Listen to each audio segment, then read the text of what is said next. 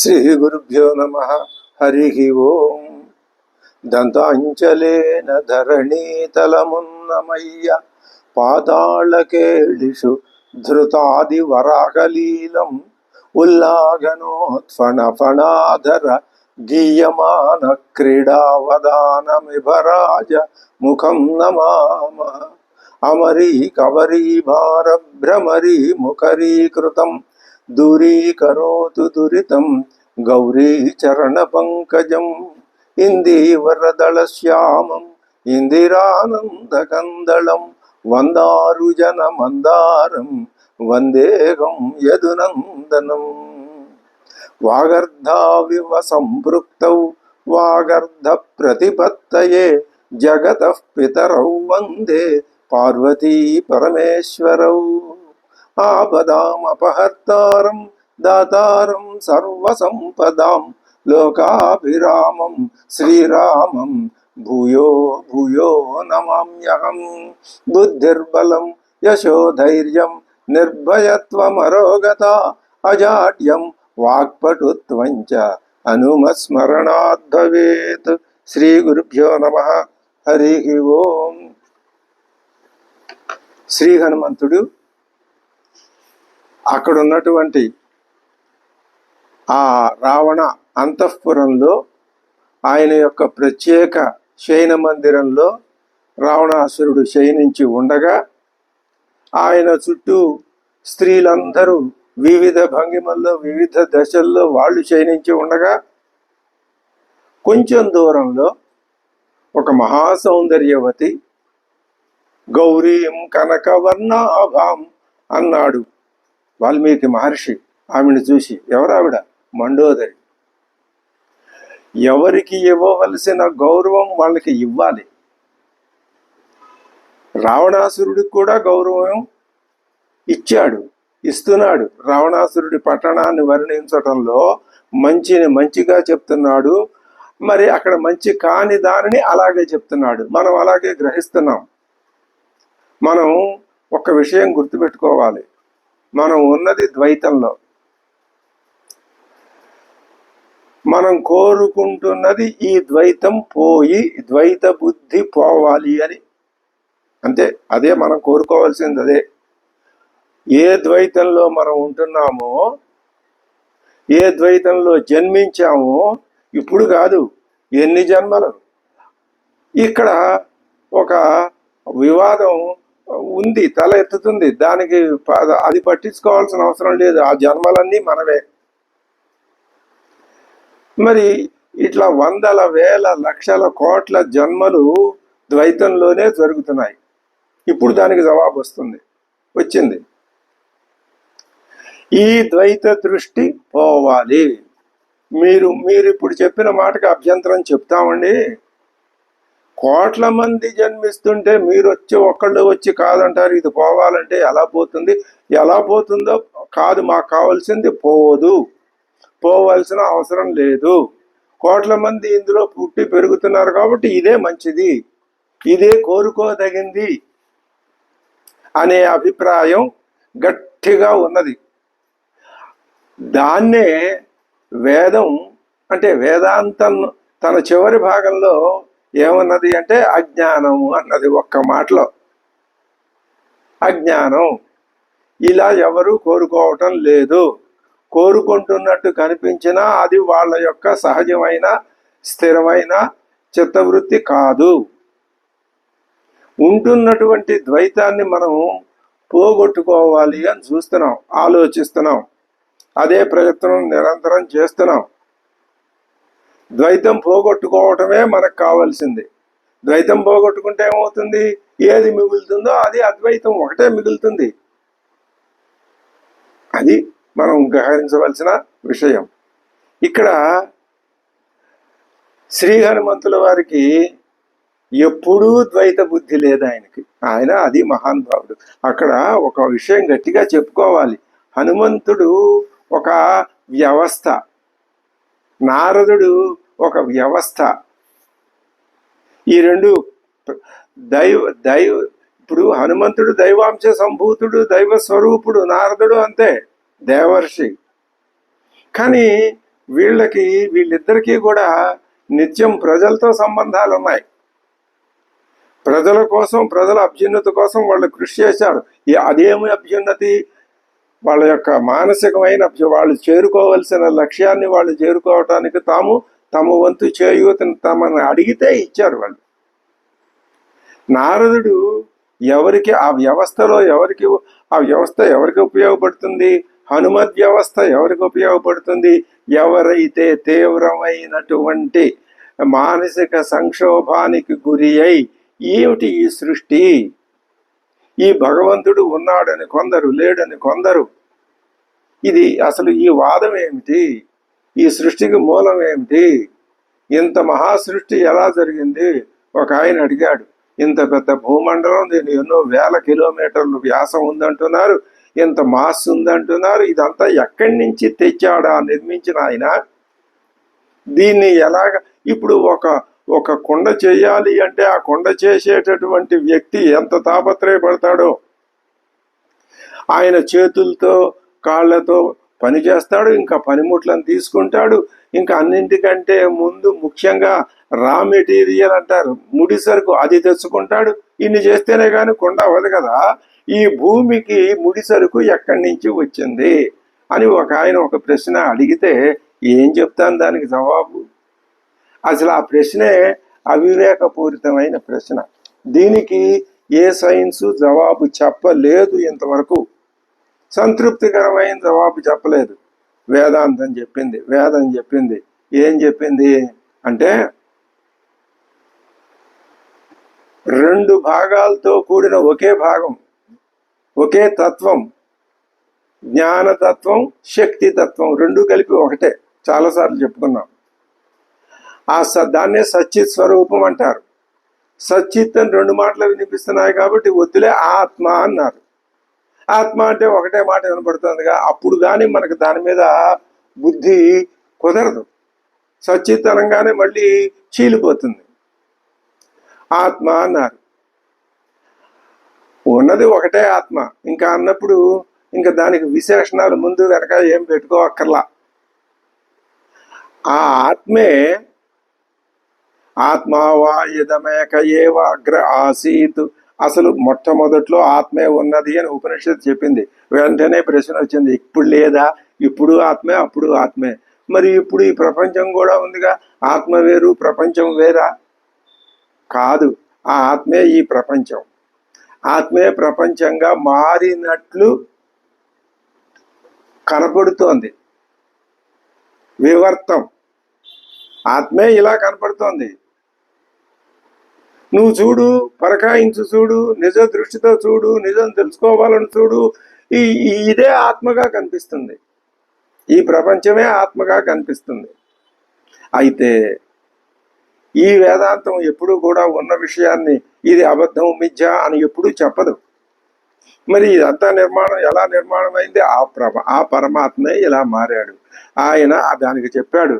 ఇది ఎవరు ఎలాగ జరిగిందని ఊహించడానికి కూడా వీల్లేనటువంటి అత్యద్భుతమైనటువంటి మహామహిమాన్వితమైన శక్తి ఆ పరమాత్మది అని చెప్పాడు శంకర భగవత్పాదుల వారు. కాబట్టి ఆ విషయంలో అది ఎంత చెప్పుకున్నా ఇది ఒకటే జవాబు. మనం ఏం చేయాలి అంటే, ఈ ఉన్న ద్వైత బుద్ధిని పోగొట్టుకోవటమే. దాన్ని పోగొట్టుకోవటానికి మనకి గురుస్థానీయుడు, వ్యవస్థా స్థానీయుడు ఎవరు? శ్రీ హనుమంతుడు, శ్రీ నారదుడు. నారదుడిని గురించి అలా ఉంచి హనుమంతుడిని గురించి చెప్పుకుంటే, హనుమంతుడు తాను స్వయంగా ఆత్మజ్ఞాని అయి ద్వైత దృష్టిని పోగొట్టుకున్నవాడై ద్వైతంలో ఉంటూ మనకి మార్గదర్శకై మన తీసుకెడుతున్నాడు. ఎక్కడికి తీసుకెడుతున్నాడు? అమ్మవారి దగ్గరికి. ఇప్పుడు ఆ అమ్మవారిని ఎవరితో కలుపుతాడు? అయ్యవారితో కలుపుతాడు. ఇదేమిటండి, ఇది నాటకం. మనల్ని తీసుకెడుతున్నాడు. ఎక్కడికి తీసుకెడుతున్నాడు? సచ్చిత్ తత్వం వైపుకు తీసుకెడుతున్నాడు. సచ్చిత్ తత్వం వైపుకి వెళుతూ ఉన్న కొద్దీ మనం దేనికి దూరం అయిపోతాం? సచ్చిత్ తత్వానికి దగ్గర అవుతాము. దేనికి దూరం అవుతాం? ద్వైతానికి దూరం అవుతాం. అది తారక మంత్రం. అందుకు హనుమంతుడు. ఇప్పుడు వ్యవస్థ అనేది ఏ విధంగా పనిచేస్తున్నారో అది మనకు ప్రత్యక్షంగా తెలుసు. ప్రజాస్వామ్యం అనే ఓ వ్యవస్థ ఉంది. అది ఏం చేస్తుంది? తనలో ఉన్న అందరికీ ఉపకారం చేస్తుంది. ప్రజాస్వామ్యం మనుషులకే చేసి పశువు పక్ష్యాదులకు చెయ్యదని ఉండదు. ఎక్కడైనా ఒక చోట అరచోట తెలియని నాయకులు లాంటి వాళ్ళ వల్ల ప్రమాదాలు జరిగితే జరగచ్చు తప్ప నిజంగా వ్యవస్థలో ఆ దోషం లేదు. అలాగే హనుమంతుడు మన యొక్క అజ్ఞానాన్ని పోగొట్టే మహానుభావుడు. అటువంటి హనుమంతుడు ఇప్పుడు ఒక క్షణం ఆవిడ్ని చూసి, ఎందుకని గౌరీం కనక వర్ణాభాం, ఆ మాటలు మనం మర్చిపోలేము. ఆవిడ్ని చూసి నిజంగా వాల్మీకే ఆ మాటలు ప్రయోగించినప్పుడు హనుమంతుడు పొరపాటు పడకుండా ఎలా ఉంటాడు? కానీ ఆయన మహా అసాధారణమైన ప్రజ్ఞాపాఠవాలు కలిగిన వాడు కాబట్టి వెంటనే ఈవిడ కాదు అని కొన్ని కారణాలు చూపించాడు. ఆ కారణాల ప్రకారం ఆవిడ కాదనుకున్నాడు. ఇంకా మళ్ళీ వెతకటం ప్రారంభిస్తున్నాడు. ఎక్కడెక్కడ వెతికాడు అవన్నీ వెతికిన తర్వాత ఇప్పుడు ఆయన ఏం చేస్తున్నాడు అంటే, మురజేషు మృదంగేషు పీఠికాసు చ సంస్థితాః తదా ఆస్తరణ ముఖ్యేషు సంవిష్టాశ్చ అపరా స్త్రియః. అంతకుముందు వెతికాడు స్త్రీలందరినీ పరకాయించి చూశాడు. ఆయన మనసులో ఎక్కడ ఏ విధమైన వికారం కలగలేదు. ఎవరిలాగా శూర్పణఖ వచ్చింది, అందమైన సుందరమైన స్వరూపాన్ని చూపించింది. శ్రీరామచంద్రుడి మనస్సు ఏమైనా చలించిందా? లక్ష్మణుడి మనస్సు చలించిందా? ఇంతమంది సుందరీమణుల్ని చూశాడు హనుమంతుడు, ఆయన మనసు ఏమైనా చలిస్తుందా? అది ఆత్మతత్వజ్ఞుల యొక్క లక్షణం. అక్కడే పడి నిద్రపోతున్నాడు రావణాసురుడు. అంతమంది స్త్రీలు ఉండాల్సిన అక్కడ అవసరం ఏమిటి? అతడు కామ పరతంత్రుడు, అతడి మనస్సు ఎప్పుడూ చంచలమే. ఇదే తేడా. అలా ఉండకూడదు, ఇలా ఉండాలి. ఇదే తత్వ బోధ. క్రీడితేనాపర. ఆయన ఏం చేశాడు? మళ్ళీ వెతకటం ఆపేస్తే ఎలాగా? క్రీడితేన అపరాక్లాంతాః చ తద్గీతేన చ తథాపరాః వృనృత్తేన చాపరాక్లాంతాః పాన విప్రహతాస్తథా అంగనానాం సహస్రేణ విభూషితేన విభూషణైః. అక్కడ వాళ్ళందరూ ఎలా ఉన్నారు? మళ్ళీ యథాప్రకారం మళ్ళీ వెనకటి ఆలోచనలోకి వచ్చాడు. అందరినీ పరకాయించి చూస్తున్నాడు. వాళ్ళంతా వివిధ అలంకారాలతో భూషితలై కనిపిస్తున్నారు. ఆ చిన్న చిన్న పీఠాల్ని ఆనుకొని నిద్రపోతున్నారు. మరికొందరైతే మేలైనటువంటి ఆస్తరణాల మీద సుఖంగా శయనించి ఉన్నారు. మురజేషు అంగనానాం సహస్రేణ భూషితేన విభూషణైః రూపసల్లాపశీలేన యుక్త గీతార్థ భాషిణ. ఆ దేశకాలాభియుక్తేన యుక్త వాక్యాభిధాయిన రథాభిరత సంసుప్తం దదర్శ హరియూధప. తాము పాడే పాటల అర్థాలను గురించి చర్చించుకున్నారు. వాళ్ళు దేశకాలాలకు అనుగుణంగా ప్రవర్తించేవాళ్ళు, సందర్భోచితంగా సంభాషిస్తూ ఉంటారు. అటువంటి పెక్కుమంది స్త్రీలతో వాళ్ళతో బాహ్యరతిలో ఆసక్తితో సొలసి నిద్రిస్తూ ఉన్నటువంటి రావణాసురుణ్ణి కపీశ్వరుడు చూచాడు. రథాభిరత దేశకాలాభియుక్తేన యుక్త వాక్యాభిధాయిన రథ అభిరత సంసుప్తం దదర్శ హరియూధప.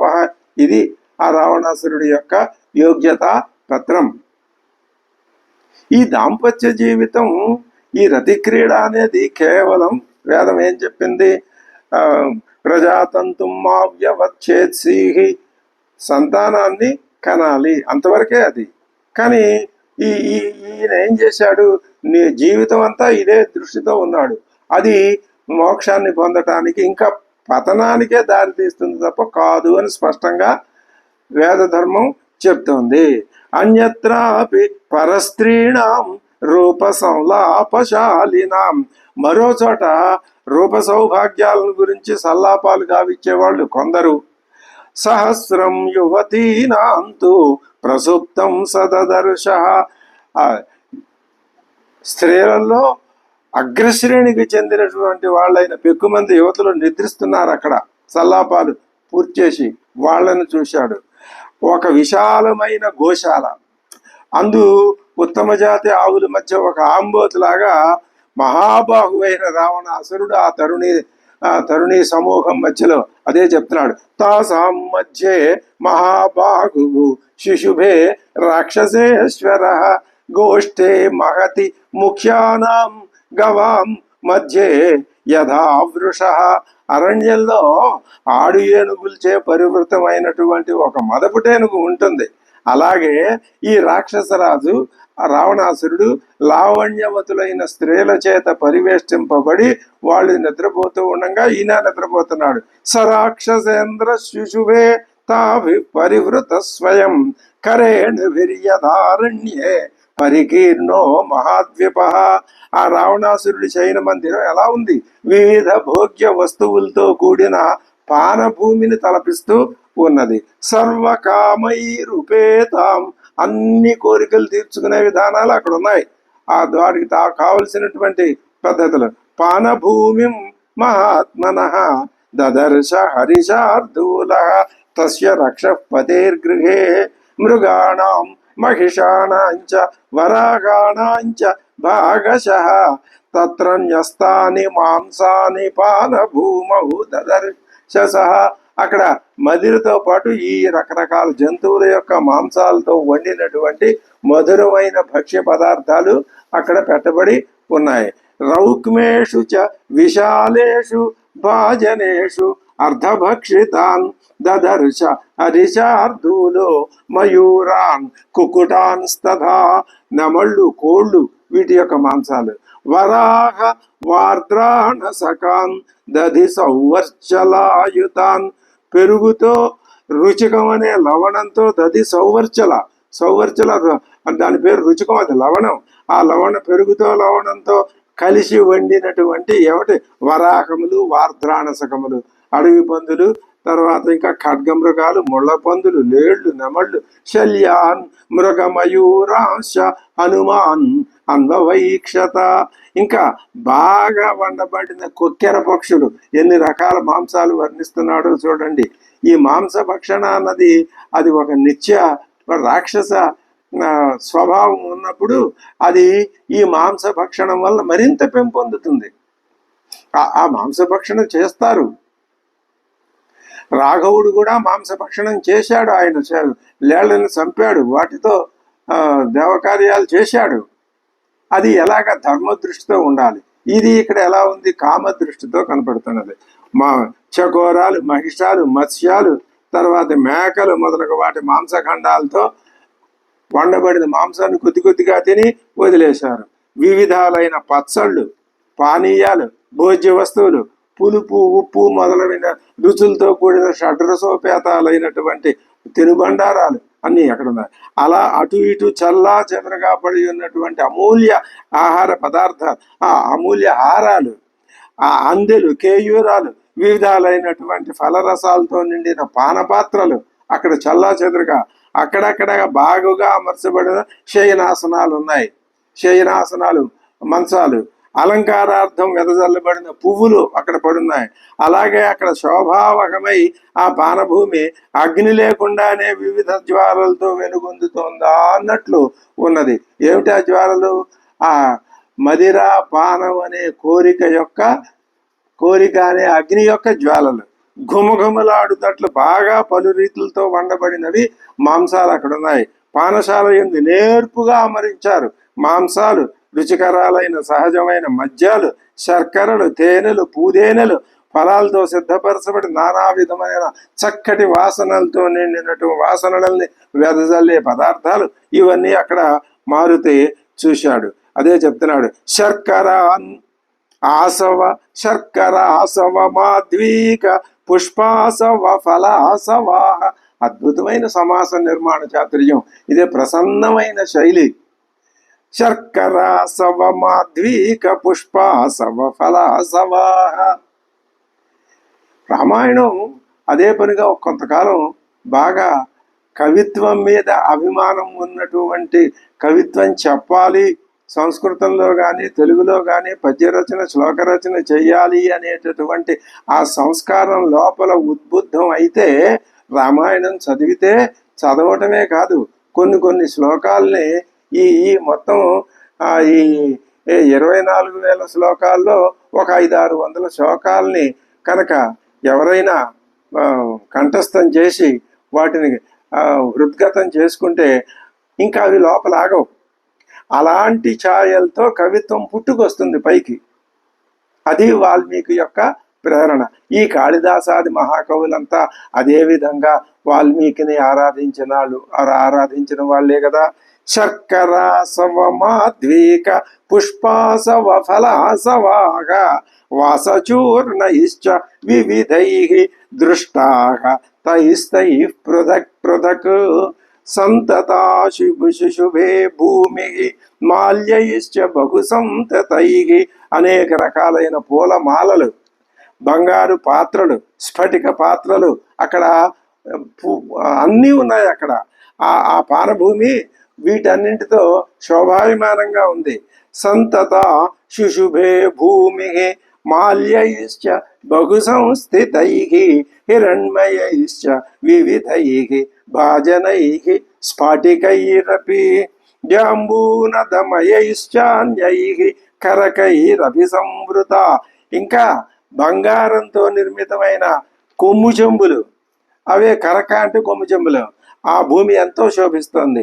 వెండి బంగారు కడవలతో పూర్తిగా నింపబడిన మేలైన మద్యం. రాజచేషు చ కుంభేషు జాంబూనదమయేషు చ. వెండి పాత్రలు, బంగారపు పాత్రల్లో నింపబడినటువంటి మద్యం ఆ సమయంలో. పానశ్రేష్టం తదా భూరి కపిస్తత్ర దదర్శ. ఆయన చూశాడు. సో పశ్యచ్చాత కుంభాని శీధోర్ మణిమయాని చ. మద్యంతో నిండి ఉన్నటువంటి ఆ మణిమయ పాత్రల్ని ఆ శ్రీ హనుమంతుడు అక్కడ చూశాడు. రాజతాని చ పూర్ణాని భాజనాని మహాకపి క్వచిదర్ధావశేషాని క్వచిత్ పీతాన్ని సర్వశ. కొన్నింట్లో పూర్తిగా తాగి పారేశారు, కొన్నింట్లో సగం తాగారు, కొన్ని చోట్ల పాత్రల్లో మద్యం సగమే తాగారు, మరి కొన్ని చోట్ల మద్యంలో పూర్తిగా తాగి పారేశారు. కొన్ని ప్రదేశాల్లో పాత్రల్లో అసలు ఎవరూ మద్యాన్ని ముట్టుకోలేదు. ఈ దృశ్యాల్ని హనుమంతుడు చూశాడు. కొన్ని ప్రదేశాల్లో పెక్కు విధాలైన భక్ష్యాలు, కొన్ని చోట్ల వేరువేరుగా ఉన్న మద్యాలు, తినగా మిగిలిన భక్ష్య పదార్థాలు, వీటన్నింటినీ ఆయన గమనించాడు. మధ్యలో మండోదరి వృత్తాంతం ఇలా వచ్చి అలా వెళ్ళిపోయింది, కానీ ఇంకా ఆయన యొక్క ఆ అన్వేషణ ఇంకా పూర్తి కాల. కొన్ని చోట్ల చిన్న చిన్న పాత్రలు ఉన్నాయి, అవి పగిలిపోయి ఉన్నాయి. మరికొన్ని తావుల్లో ఘటములు దొరుకుతున్నాయి. మరికొన్ని ప్రదేశాల్లో మిశ్రితంగా మాలలు, జలాలు, ఫలాలు ఇవన్నీ పడి ఉన్నాయి.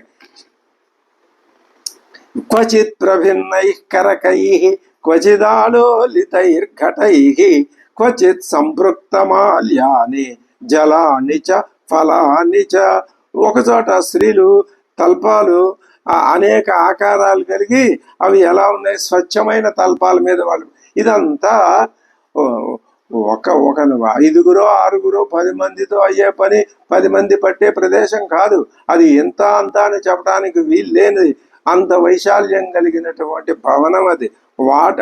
వాటి మీద కొంతమంది తరుణీమణులు పరస్పరం కౌగిలించుకొని ఈ విషయాన్ని చెప్పాడు. ఇది చెప్పిందే విషయం మళ్ళీ అంటే అర్థం ఏమిటనమాట, వాళ్ళ యొక్క కేవల భౌతిక దృష్టిమయమైనటువంటి జీవన విధానాన్ని మాటి మాటికి మనకి కళ్ళ ఎదుట కట్టి ఎత్తి చూపిస్తున్నాడు వాల్మీకి. దీన్ని మనం ఏమని గ్రహించాలి? ఇది మనం అనుసరించాలని గ్రహించాలా? దీన్ని తుచ్చంగా హేయంగా భావించాలి అని గ్రహించాలా? హేయంగానే భావించాలి. అదే చెప్తున్నాడు. శయనాన్యత్ర నారీణాం శుభ్రాణి బహుధా పునః పరస్పరం సమాశ్లిష్య కాశ్చిత్ సుప్తాః వరాంగనాః కాశ్చిచ్చ వస్త్రమన్యస్యాః స్వపంచాః పరిధాయ చ ఆగృత్య చ బలాః సుప్తాః నిద్రా బల పరాజితాః. పక్కనున్న వాళ్ళ యొక్క వస్త్రాలు లాగేసి వీళ్ళు కప్పేసుకుంటున్నారు. ఇది ఒక భ్రమ, ఇది ఒక వికృత చేష్ట. నిద్రలో ఉండే చేష్టలు అలాగే ఉంటాయి. వాళ్ళ యొక్క ఉచ్ఛ్వాస నిశ్వాసాలకి వాళ్ళ శరీరాల మీద ఉన్నటువంటి వస్త్రాలు పిల్లవాయువుకి ఎగురుతూ ఉన్నటువంటి ఆ మాలలు పూల దండల్లాగా స్వల్పంగా కదులుతున్నాయి. తాసాం ఉచ్ఛ్వాసవాతేన వస్త్రం మాల్యంచ గాత్రజం నాత్యర్థం స్పందతే చిత్రం ప్రాప్య మందమివానలం. అక్కడ చల్లని సందనాలు, మంచి గంధపు మంచి తీయబడిన మంచి గంధం, చెరుకు రసాలు, తేనెలతో సిద్ధపరచబడినటువంటి మద్యాలు, పరిమళాలు వెదజల్లుతూ ఉన్న పూల దండలు, గుమగుమలాడే ధూపాలు, అక్కడ వాయువు ఆ రస చందన ధూపాదులు వివిధ గంధాల్ని అంతటా వ్యాపింపజేస్తోంది. అప్పుడు ఆ సువాసనలు పుష్పక విమానంలో నలుమూలలా వ్యాపించినాయి. ఆ రావణ మందిరంలో కొందరు స్త్రీలు మనోహరమైన ఛాయగల వాళ్ళు, కొందరు స్వచ్ఛమైన శ్యామవర్ణం, మరికొందరు బంగారు వన్నెవాళ్ళు. వాళ్ళంతా రతికేళిలో అలసిపోయి ఉండటం వలన, నిద్రా ప్రభావం వలన ఆ నిద్రించుతున్న వారి రూపం ఎలా ఉంది అంటే ముకుళించుకున్న పద్మాల్లాగా ఉన్నదట. మహాతేజశాలి అయిన మారుతి ఈ విధంగా ఉన్న రావణాంతఃపురమునంతటను అడుగడుగున గాలించెను. పద్మినీనాం ప్రసుప్తానాం రూపమాసాద్య రూపమాసీద్య దైవగి ఏవం సర్వం అశేషేణ నిశ్శేషంగా యొక్క అంగుళం కూడా విడిచిపెట్టకుండా రావణ అంతఃపురం కపిగి దదర్శ సుమహాతేజాగా నదర్శ జానకి. రావణ అంతఃపురం అంతా చూశాడు. నదర్శ జానకి. అమ్మవారు మాత్రం ఎక్కడా కనపడలేదు. ఒక చోట కనపడింది కానీ ఆవిడ అమ్మవారు కాదు. నిరీక్షమాణశ్చ తదా స్త్రియ సమహాకపి జగామ మహతీం శంకాం ధర్మసాధ్వస శంకిత. ఇంకా ఆయనకి ధర్మసాధ్వసం అంటే తన వలన ఏదైనా ధర్మలోపం జరిగిందా, ఆత్మ పరిశీలన, ఇది ప్రధానం ఎప్పుడు సాధకుడికి.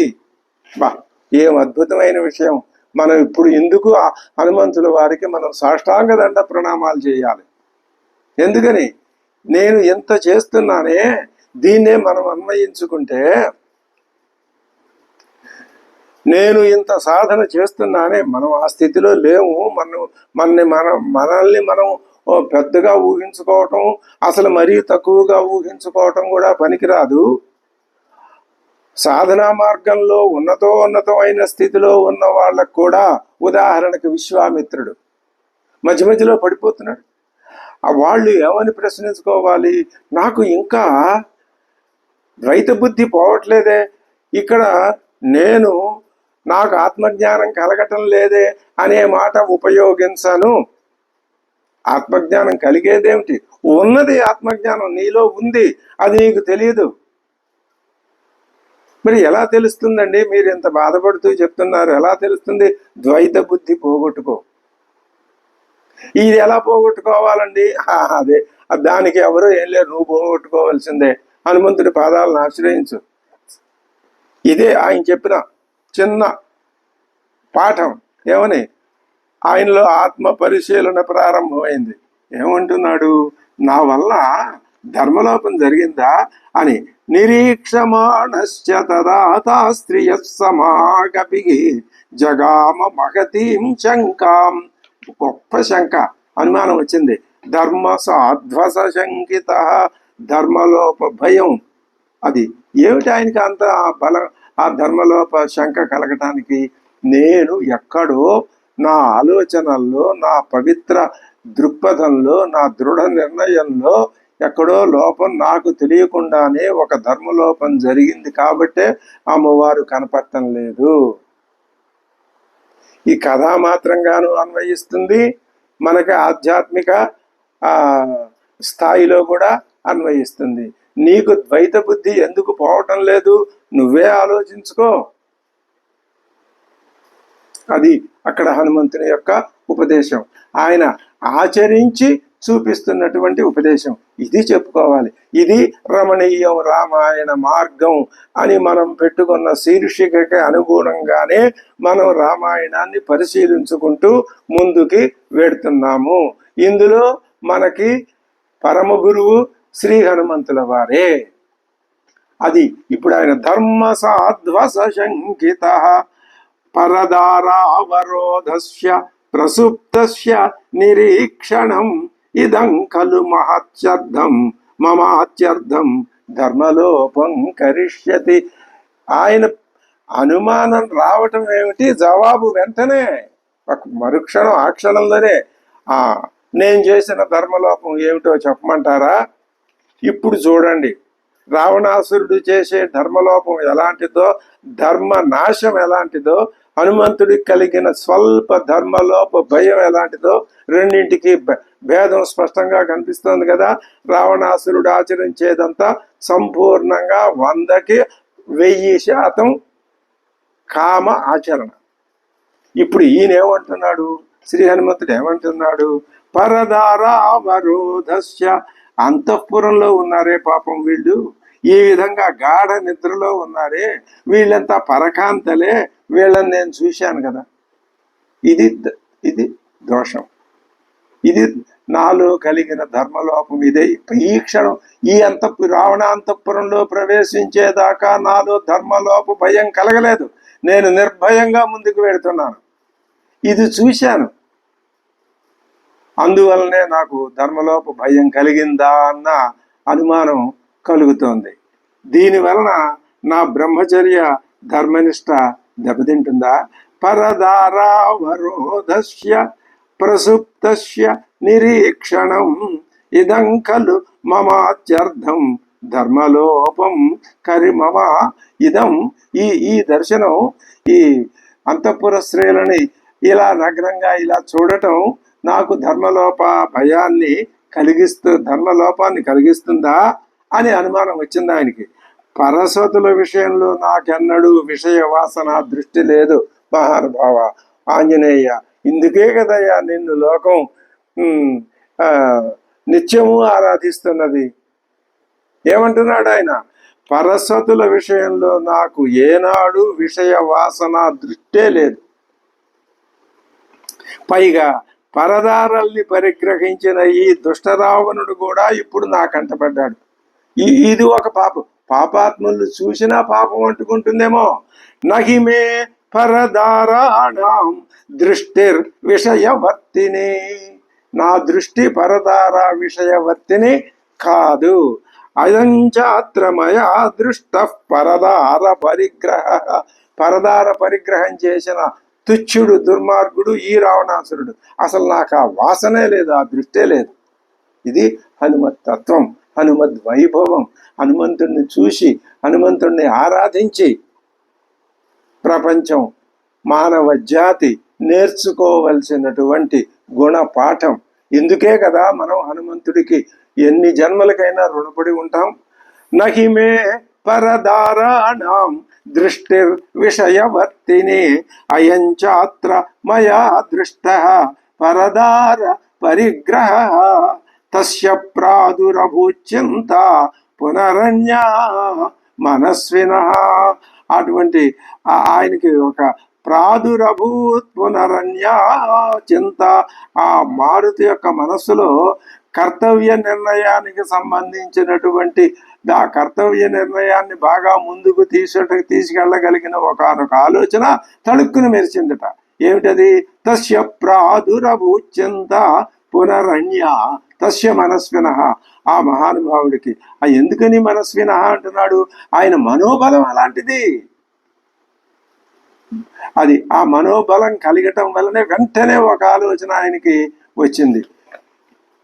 అందరికీ వస్తాయి మంచి ఆలోచనలు. ఎప్పుడు అడుగున సన్మనుష్య మనోయథ. వాల్మీకి స్నానానికి వెళ్ళినప్పుడు తమసా నది ఎలా కనపడింది? అట్టడుగునున్నది కూడా కనపడింది. అక్కడి నుంచి ఊహలు వస్తాయి. ఆ హనుమంతుడి మనస్సులో రజస్తమస్సులు లేవు కాబట్టి చక్కటి ఊహలు వస్తాయి. మనకెందుకు రావు? రజస్తమస్సులతో మనస్సు పూర్తిగా కూరుకుపోయింది కాబట్టి రానియవు. అవి రానియవు. ఆలోచనల్ని రానియవు. ఈయనకి వెంటనే ఆలోచన వచ్చింది. ఏమని ఆలోచన వచ్చింది? మనం హనుమంతుడిని ప్రార్థించాల్సింది. అందుకే స్వామి నా రజస్తమస్సుల్ని పోగొట్టు, నాకు మంచి ఆలోచనలు వచ్చేటట్లు చెయ్యి అని. తస్య ప్రాదురభూత్యంత పునరన్య మనస్విన నిశ్చితైకాంత చిత్తస్య కార్య నిశ్చయ దర్శిని. ఆయన నిశ్చిత ఏకాంత చిత్తుడు, అంటే నిశ్చయించుకున్న లక్ష్యంలో ఏకాగ్ర చిత్తాన్ని కలిగి ఉండేటటువంటి దృఢమైన మనస్సు కలవాడు. అది దేని గురించి వచ్చింది? కార్య నిశ్చయ దర్శిని. నిశ్చయమైన కార్యాన్ని చూపించగలిగిన ఒక ఆలోచన వచ్చింది. ఏమిటంటున్నాడు? నిద్రిస్తూ ఉన్న రావణ స్త్రీలను అందరినీ పరికించి చూసినది నిజమే, అయినా నాలో ఎటువంటి మనోవికారం కలగలేదు. కామం దృష్టా, కామం నిజమే, దృష్టామయా సర్వా విశ్వస్తాః రావణ ప్రియస్త్రియ. అందరినీ చూశాను నేను. నహిమే మనసః కించిత్ వైకృత్యముపపద్యతే. నా మనసులో ఈషద్ వికారం కలగలేదు. అది ఆయన మనో నిగ్రహం. ఆజన్మ బ్రహ్మచారి నారదుడు అలాంటివాడు, ఈయన అలాంటివాడు. మరి ఈ కాలంలో కూడా అటువంటి మహానుభావులు సన్యాస దీక్ష స్వీకరించి ఆ స్థితిలో ఉంటూ ఇతరులకు ధర్మబోధ, జ్ఞానబోధ, బోధ చేస్తున్న వాళ్ళు, ఆత్మబోధ చేస్తున్న మహానుభావులు ఎంతో మంది ఉన్నారు. మనం వాళ్ళని ప్రాతస్మరణీయులు, వాళ్ళని తలుసుకొని వాళ్ళ దగ్గర కూర్చుని, వాళ్ళ ఎదురుకుండా కూర్చుని ఇలా 4 ముక్కలు వింటే ఎంతో అదృష్టం. తర్వాత అయినా మనకి ఈ స్థితి ఇదే విధంగా ఈ జన్మలోనే కాదు, ముందు జన్మల్లో అంటే అదొక పెద్ద మళ్ళీ లోకంలో ఇలాంటి మాటలు కొన్ని బాగా బూజు పట్టిపోయి అనే పనికిరాని అర్థాల్లోకి తయారైపోయినాయి. అలా అనకూడదు. అలాంటి వాళ్ళు పుడతారు, అది నేనే అయి ఉండాలి అనుకుంటే తప్పే ఉంది.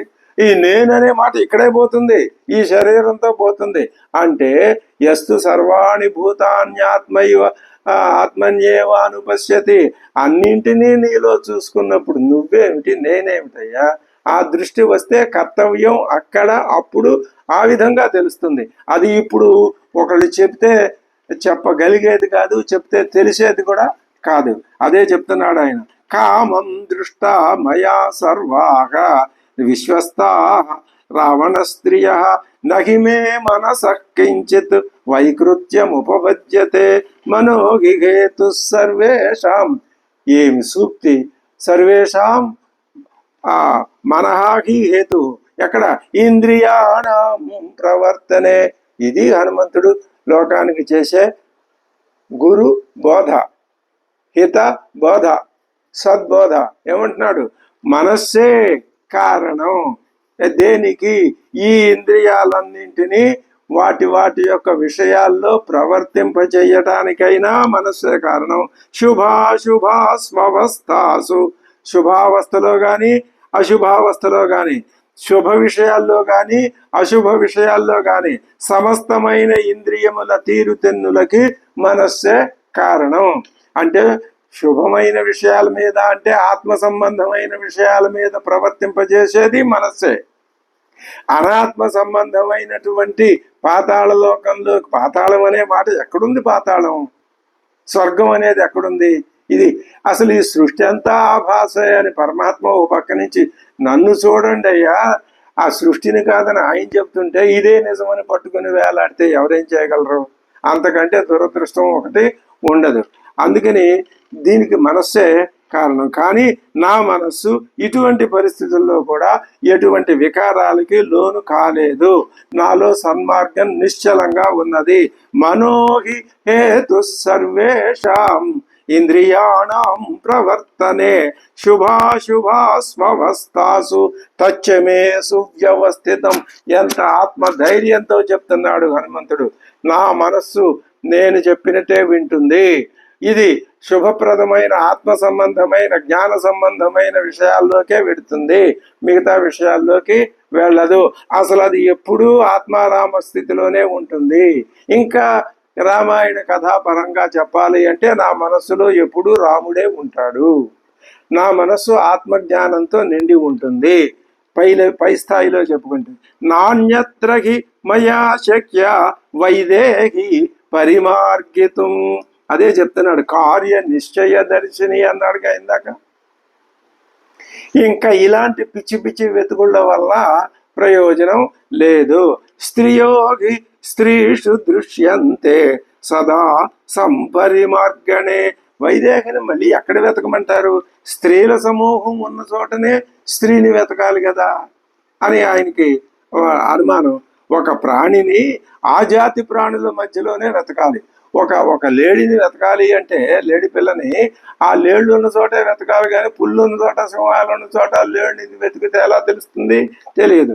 తప్పిపోయిన స్త్రీని లేళ్ల మధ్య వెతకటం ఏం ప్రయోజనం?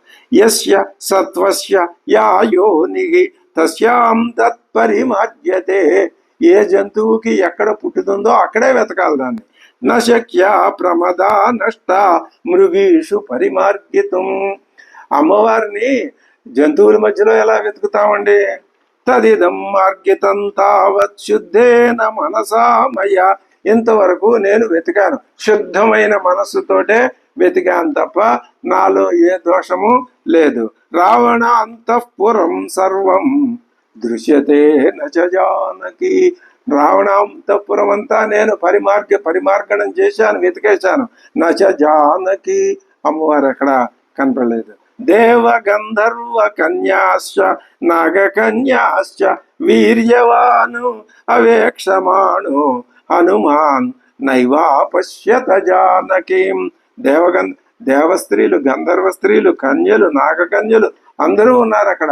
అందరినీ వెతికాడు, కానీ నైవా పశ్యత జానకీం తాం అపశ్యన్ కపిహి తత్ర పశ్యంచ అన్యా పరస్త్రియ. అమ్మవారు కనపడలేదు, పరస్త్రీలు అనేక మంది కనపడ్డారు. అపక్రమ్య, అక్కడి నుంచి పక్కకు వెళ్ళిపోయాడు, ఇంకా అక్కడ ఆవిడ అమ్మవారు లేదు. తదా వీర ప్రజ్ఞాతుం ఉపచక్రమే. ఆయన ఇప్పుడు ప్రజ్ఞాతుం ఉపచక్రమే, ఆయన దీర్ఘాలోచనలో పడిపోయాడు ఇప్పుడు హనుమంతుడు. సభూయస్తు పరం శ్రీమాన్ మారుతిర్ యత్నమాస్థిత ఆపాన భూమి ముత్సృజ్య తాం విచేతుం ప్రచక్రమే. ఆపాన భూమి నుంచి బయటకు వచ్చి తన ప్రయత్నానికి కృతనిశ్చయుడై మళ్ళీ ఆ రావణాంతఃపురంలో సీతాదేవిని వెతుకుతున్నాడు. అంటే రావణాంతఃపురంలో పానభూమి వైపుకి వెళ్ళాడు, అక్కడ వెతికాడు. ఆయనకి అప్పుడు కర్తవ్యం ఆయనకే స్ఫురించింది, ఇక అది వదిలేశాడు. అక్కడి నుంచి యువతలకు వచ్చి మళ్ళీ అంతఃపురంలో ఇతర భాగాల్లో వెతకటం ప్రారంభిస్తున్నాడు. చూద్దాం తర్వాత ఏ విధంగా ఆయన యొక్క అన్వేషణ సాగుతుంది అనే విషయాన్ని గురించి పరిశీలిద్దాం. స్వస్తి.